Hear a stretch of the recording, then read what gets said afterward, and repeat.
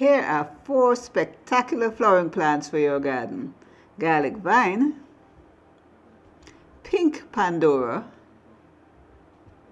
clerodendron, and fire spike.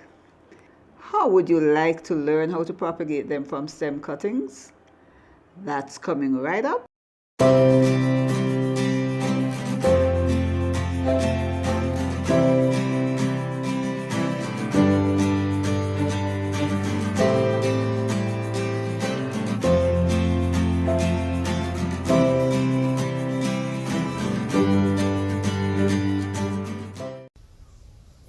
Propagating plants from stem cutting is practiced extensively in the horticulture industry to produce a large number of plants.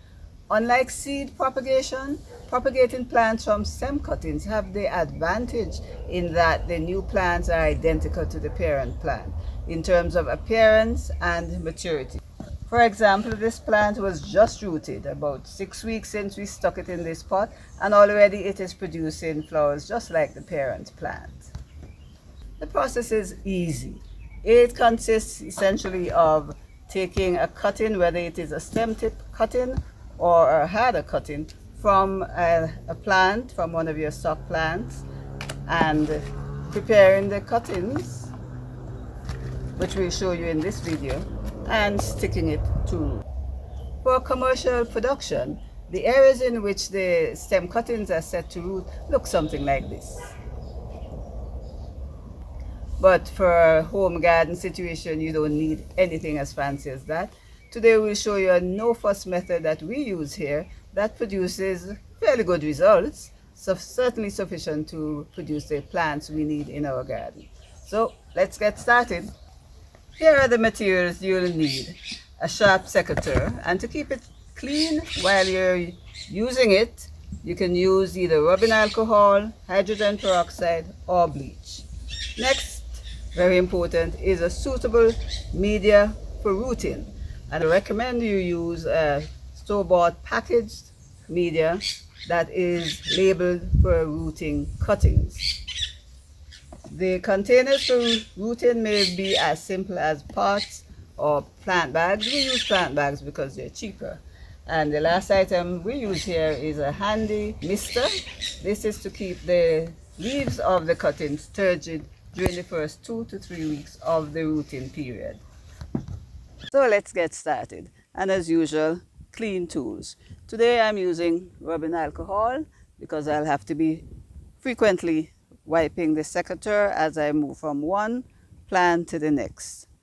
So the first plant we're going to use, it's the first one to my hand, is the firebush. As you take your cuttings, you put them in water. You want the leaves to be as turgid as possible. You don't want them to start wilting. You take the cutting as close as possible to a node. And what I do, the lower section, the section that's going to be into the potting media, I make a right angle cut. That's why, because there are times when you're not sure, depending on the plant you're working with, which end is up, which is the lower end, and which is the upper end. So by common practice, just make a straight across cut at the bottom, remove any of the leaves that will come in contact with the potting media, and leave 2 or 3. Cut off the youngest portion of the stem, because that's going to wilt, and remove many. And at the top, I make a slanting cut. So cross cut at the bottom and a slanting at the top, just so you can differentiate, if you need to, which end is up. And to minimize transpiration, water loss from the leaves, it's normal to remove some of the leaf surface. So this is what your stem cutting will look like, approximately between 15 to 20 centimeters, and with the bottom cut close to a node, as well as the top. And especially if you're doing a lot of cuttings, in between each cutting, you keep them hydrated, so you have a handy container where you will drop your cuttings as you proceed. We're going to be doing between 10 and 12 cuttings in each bag. Remember, this is a demonstration. If you were doing it, if you wanted a lot of plants, of course, you will select various types containers. And let me just pause and show containers. This is a seed container. Do not try to use this for stem cutting. It really is too shallow. It doesn't have enough rooting zone there. One that I sometimes use if I'm doing a lot, this has about a 15 centimeter deep rooting zone, and this would be good for most stem cuttings. I decided to use the black plant bags today rather than the trays, and when they root, it's very easy. Just slit the bag and get ready access to the rooted cuttings. Having demonstrated the procedure for making a standard stem cutting, I'm going to be doing that for the others. Clerodendron. Now this is a vine, so the procedure for taking the stem cutting, although similar, you kind of have to be really careful which end, which is the bottom end, because the vine, as you know, is going to likely to be lying horizontal. Same procedure, you have to remember which is the bottom. You do a level cut at the lower node and a slanting cut at the top.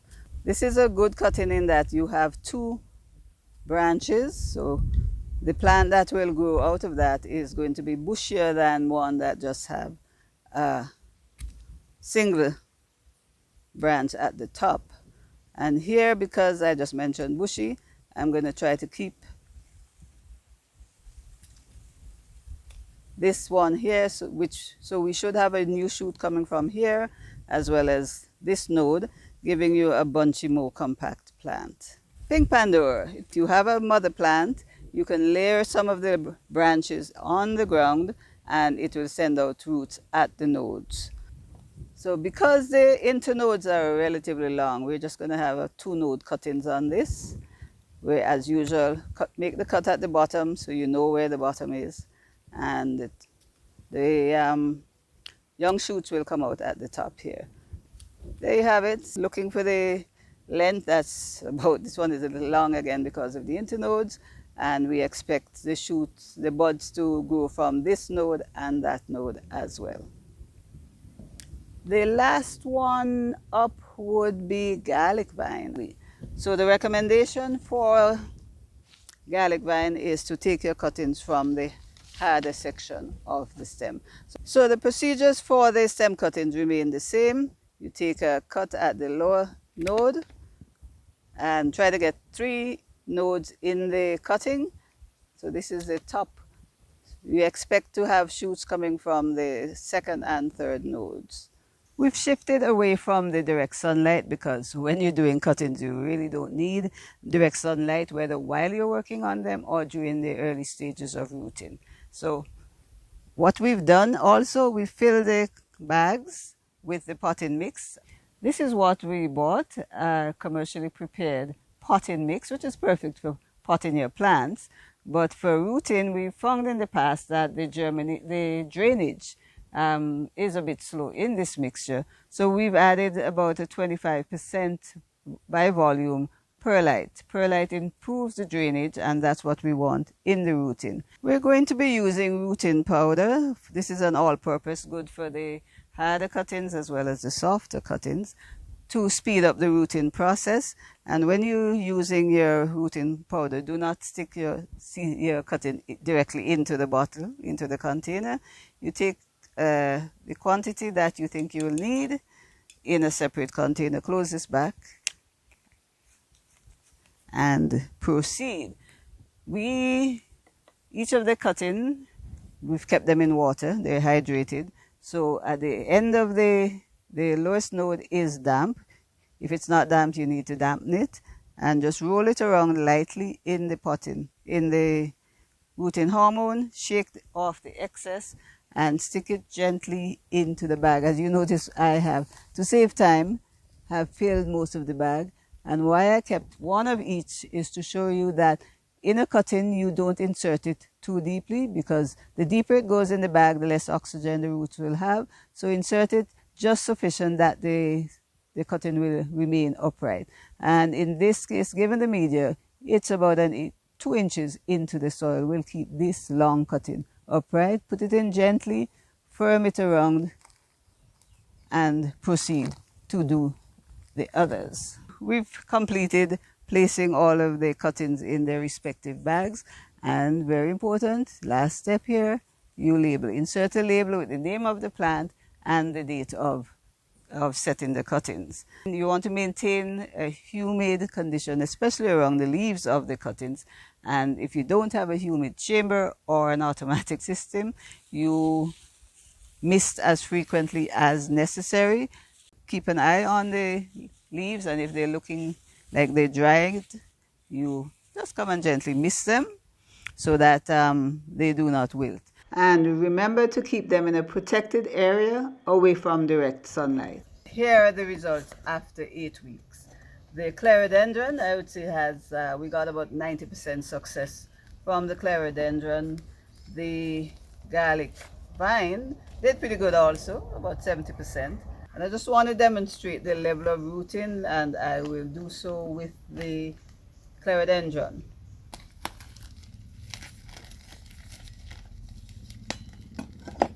Alright, oh, nice. I always like to see roots. You realize that by now. I have a way of wanting to know what's going on in the bag. And this is excellent. Nice, healthy roots all the way down to the bottom of the root ball. And this is why I did this especially, is to show that once you have your plants rooted in a bag, you can then just cut the root ball and get an intact plant. So this root ball could produce, I would say, 3 intact clumps for you to plant, whether in a pot or in the garden. We've come to the end of the video, and I hope you enjoyed it and are motivated to try the procedures to propagate some of those plants that you have in your garden that you'd like to have more of. The essential steps are making sure that your tools are sanitized, making sure that you do not let the cuttings dry out, whether after they remove from the mother plant, while you're handling them, and of course, especially during the first 2 to 3 weeks of rooting. Put them in a protected location, which could be as simple as a cool spot under a tree or in a homemade nursery. For more information on plant propagation, please check our book on plant propagation.